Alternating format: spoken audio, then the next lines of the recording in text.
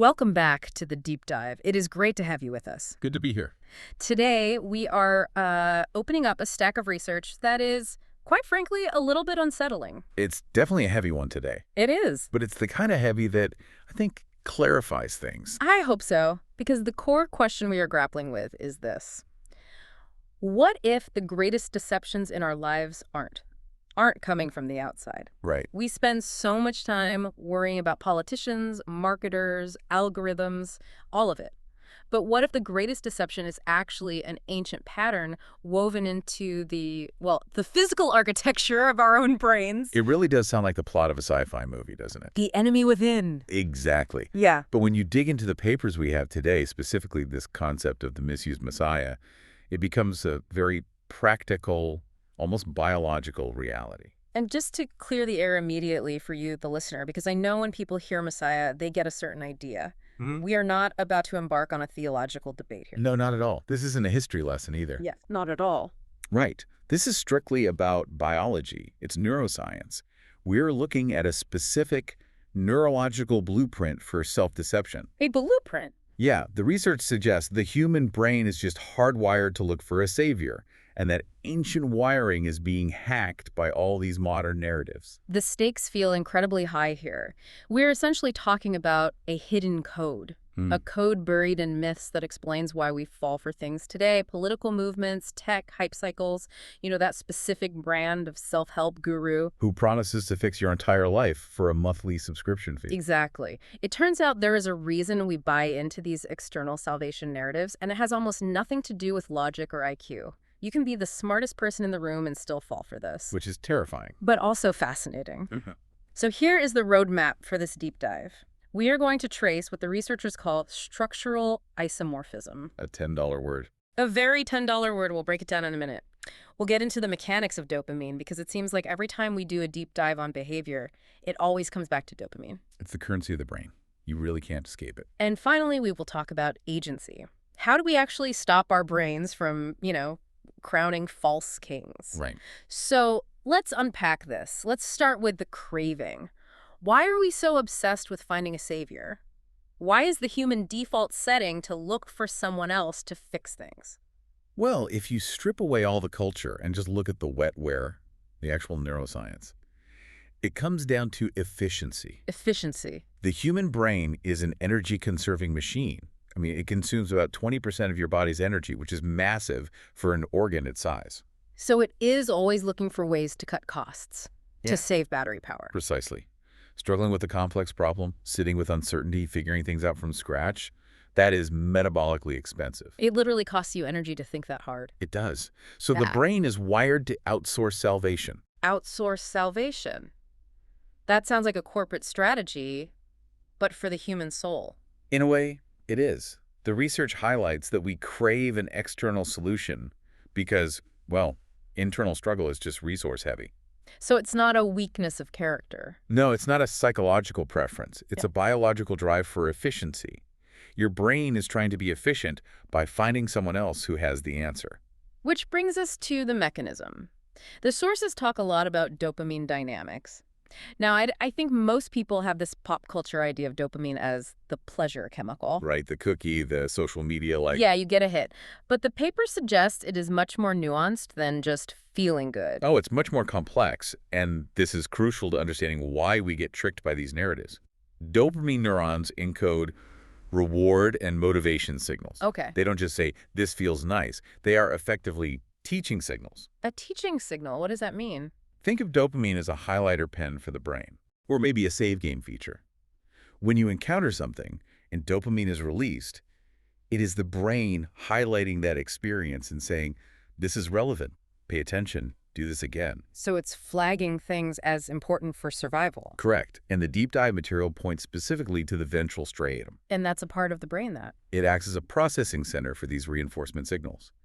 When you encounter a narrative that promises to solve your pain or your confusion, the ventral striatum just lights up. So when a politician says, I alone can fix it, or a tech CEO says, this AI will solve climate change, my ventral striatum is the thing going crazy. That's the engine room, yes. It's reacting to the promise of relief. The sources describe this as maximal closure. Maximal closure, I like that phrase. The brain hates open loops. It hates not knowing. That tension. Exactly. That cognitive dissonance. So when an external salvation narrative comes along and promises to close that loop, to give you a simple answer, it triggers a massive potential for reinforcement. It feels like a relief valve opening, like Ah. taking off a heavy backpack. And that feeling of relief, that's the dopamine teaching signals cementing the belief. It tells your brain, stop looking, you found it, you're safe now. That is wild. So the brain basically rewards us for giving up our own agency because it interprets finding a savior as a completed task. It interprets it as a successful survival strategy. Why keep wasting energy thinking about it? Okay, so that is the biological setup. We are primed to look for the Messiah, but most people listening aren't looking for a literal religious figure. So how does this translate to 2026, to the stock market, or an election? This brings us to that term you mentioned in the intro. Structural isomorphism, That's the one. the $10 word. Break it down for us. Simply put, it means the structure remains the same even if the content changes. Okay. Iso means equal. Morph means form. The researchers argue that the misused Messiah is a blueprint, a narrative skeleton. So you can strip away the theology, the history, and you're left with this rhythm that plays out over and over. In modern life, exactly. Let's walk through the beats they identified. First, there is the promise. The offer of transcendent change. Right. And notice it is never just incremental improvement. It is never, vote for me and I'll adjust the tax rate by 2%. It is, vote for me and we will reclaim the soul of the nation. Precisely. Or in tech, it's not, this software will make you 10% more efficient. Yeah. It is, this technology will end scarcity and fundamentally change what it means to be human. That's the promise. Okay, what's beat 2? Then comes the alignment, Mm-hmm. or the following. This is where you, the individual, buy in. You align your identity with the promise. You aren't just a user of the product. You become a believer. You start using the jargon. You start defending it. I see this so much. People don't just own a certain brand of electric car. They are part of the movement. They take it personally if you criticize the company. Exactly. Then comes beat 3, the reinforcement. This is where the community and those dopamine loops we just talked about kick in to lock you in. Social validation. And finally, beat 4 is the disillusionment or entrenchment. This is the crash. Either the promise fails and you crash, the Messiah disappoints you, or, and this is surprisingly common, you dig in deeper to avoid the crash. You rationalize the failure to keep the narrative alive. The source material lists a few modern areas where this is most active. Obviously, politics is the big one. Politics has, effectively become the primary stage for salvation narratives in the secular world. It's where we project our hopes for total rescue. We treat elections like Armageddon. We do. But the one that really stood out to me was tech utopianism. Oh, that is a classic example of the modern misused Messiah. It is everywhere. Think about the language used around artificial intelligence right now, or crypto a few years back. It's often not technical language, it's eschatological language. It's about the end times or a new beginning. The singularity is near. It sounds biblical. Because structurally, it is. It engages the exact same shortcut heuristics in the brain. It promises effortless transformation. You don't have to change your habits. The technology will fix the climate. You don't have to study. The interface will give you the knowledge. And self-help gurus fall right into this. 100%. The guru archetype is a direct descendant. They promise a secret knowledge, a singular truth that will unlock wealth or happiness or health. And the catch is usually that only they possess it. It's like clickbait for the soul. Scientists hate him, this one weird trick to save your life. That is a perfect description. These modern movements share structural similarities with ancient religious narratives because that's what our brains respond to. It's the ultimate efficiency hack. But here is where it gets really tricky and frankly a bit scary. Let's say I've fallen for one of these narratives. I bought the coin, joined the rally, I'm drinking the kale smoothie, and then it doesn't work. The prophecy fails. Why don't we just leave? Logic says we should leave. Logic says, new data, change mind. But biology says otherwise. This is the lock-in mechanism. Okay. And this is probably the most critical part of the research for you to understand. We tend to think of confirmation bias as, a logic error. I just didn't notice the bad data. Right. But the analysis suggests that confirmation bias is biology. It is anchored in those reward learning systems. Okay, really anchored. Deeply. The source mentions a fascinating detail. There's evidence that genetic variation in dopaminergic learning pathways can actually predict a person's susceptibility to confirmation bias. Wait. So you are saying some people are genetically more likely to double down on a bad belief? It's possible Hmm. because of how their brain processes the reward. When you see information that confirms what you already believe, it triggers a dopamine reinforcement loop. It feels good. It feels right. Your brain gives you a little treat. It does. Yeah. When you see an information that contradicts your belief, The bad data. that triggers a prediction error. In the brain, that signals a lack of reward, or even a punishment signal. It feels like cognitive pain. So we aren't just being stubborn. We are literally avoiding pain. We are. We naturally seek confirming evidence and avoid disconfirmation because our reward circuitry is built to avoid that drop in dopamine. It's basically a withdrawal avoidance mechanism. That explains so much about modern discourse. Why you can show someone a fact, a chart, a video proving them wrong, and they just get angry. They get angry because you are essentially cutting off their supply. You're introducing a punishment signal into their brain, and then you layer on the other cognitive distortions mentioned in the text, Right, like the Dunning-Kruger effect. where we overestimate our own competence, I've done the research. I know the truth. even when we really don't, and the availability heuristic relying on immediate examples, Well, my cousin did this, and he's fine. right, ignoring the thousands who aren't, and the illusion of explanatory depth. That's the one where we think we understand how something works, like a toilet or the economy, until someone asks us to explain it step by step, and we realize we have no clue. Exactly. All of these biases work together to build a fortress around the belief. A fortress that is biologically reinforced to keep you safe and comfortable inside that narrative. So we have got the individual brain trapped in a dopamine loop, worshiping a tech CEO or a politician. But we don't do this alone. No, we do it in herds. Which brings us to social contagion. This was the part of the research that made me look at social media differently. How does this misused messiah complex spread? Because it seems like these movements just explode out of nowhere. The term they use is social diffusion.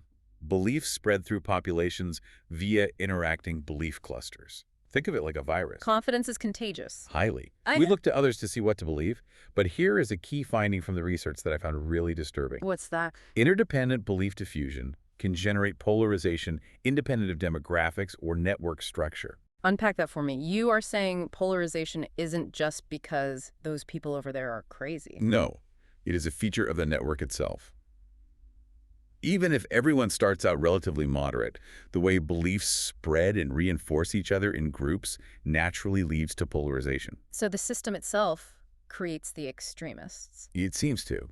It's not just the people, it's the network dynamics. And then you have motivated reasoning. Groups distort information to fit their preferred beliefs. Basically, we are the good guys, they are the bad guys, and any facts that say otherwise must be fake news. Exactly. This stabilizes the messianic narrative socially. Even if the empirical facts shatter the narrative, the policy fails, the stock crashes, the group holds together because the social cost of leaving is too high. You lose your status, your friends, your sense of safety. And so the misused messiah stays on the pedestal, regardless of reality. Okay, this is getting a little bleak. My brain is a dopamine junkie looking for a savior. Society is a polarization machine. Is there any good news here? We could break the cycle. But I am not going to lie to you. It is not easy. And ironically, if I told you it was easy, I would be acting like one of those false messiahs. Touche.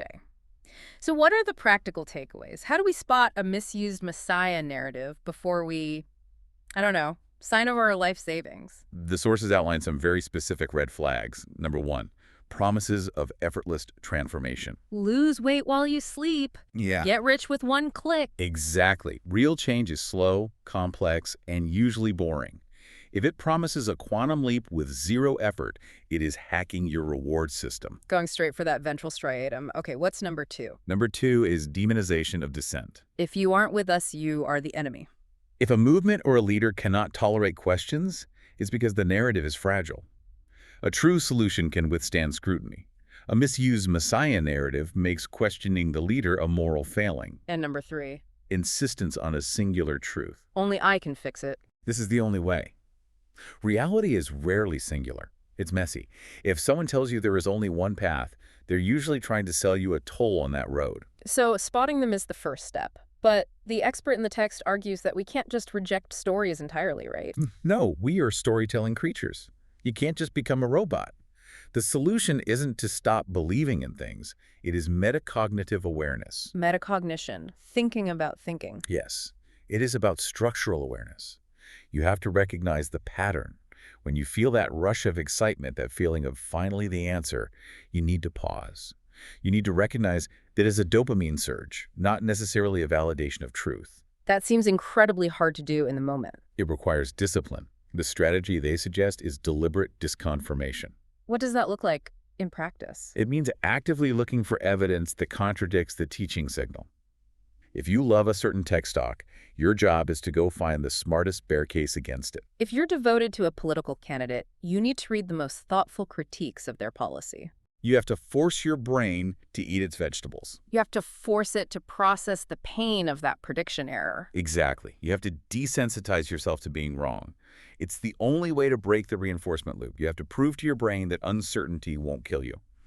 And that leads to the final shift mentioned in the deep dive, moving from waiting for an external savior to accepting personal responsibility. It is the shift from the child looking for a parent to the adult accepting the journey. The journey of self-discovery. It's messy. It is inefficient. It doesn't give you that maximal closure right away. But it is real. It is real. Oh. It is overriding the primitive desire for a parent figure to solve it all and engaging the prefrontal cortex, the adult in the room, to say, okay, this is complex and I have to do the work. Reclaiming agency sounds a lot like just growing up. In a neurological sense, Yeah. yes. It is literally moving the center of activity from the ancient emotional brain to the executive rational brain. Well, that is a lot to process. But I think it is a crucial conversation. We are living in a time where everyone is selling salvation. And our brains are buying. But maybe, just maybe, we can return the merchandise. Or at least read the label before we open the package. A little skepticism goes a long way. Let's recap quickly for you.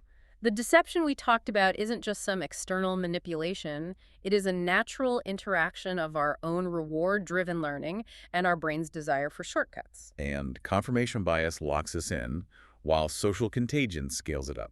It is a perfect storm. So here is a final thought for you to chew on today. We spend so much time looking out at the world, trying to spot the liars, the grifters, the false prophets. But if the misused Messiah is a blueprint inside our own heads, Then the greatest challenge isn't identifying the false prophet on the stage. the greatest challenge is recognizing the moment your own biology tries to crown one. That is the moment where freedom actually lives. Thank you for diving deep with us today. It was a pleasure. And to you, listening, keep questioning your own teaching signals. We will see you on the next deep dive.